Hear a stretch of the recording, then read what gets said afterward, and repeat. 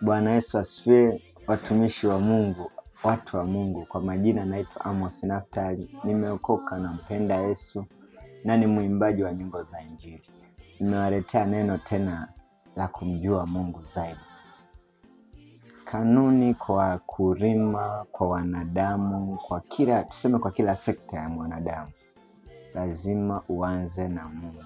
Kuna njia zake za kufanikiwa. Huwezi kufanikiwa bila kumjua Mungu.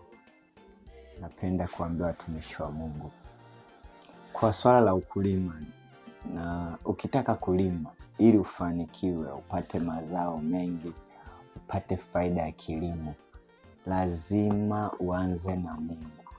Wakati ule unataka kufanya kilimo, kabla ya kupeleka mkulima shambani, anza kuombea shamba lako ili Mungu atengeneze shamba lako. Maana unapopeleka mkulima shambani kulima, manake pale unakuwa umetangaza vita kwenye shamba lile. Kwa hiyo utakuja kupeleka mbegu zako kupanda, unakuta adui kashaweka vitu vyake.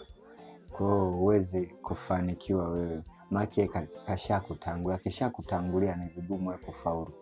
Kwa hiyo kabla ya kulima, anza kumwomba Mungu.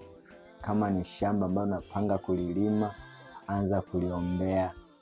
Kama ni sadaka, wewe litolee sadaka, Mungu atalitengeneza. Wakati ule wa kupanda utakuja kubarikiwa. Kwa hiyo ni hayo tu wapendwa, nilikuwa nimewaletea. Mbarikiwe. Amina.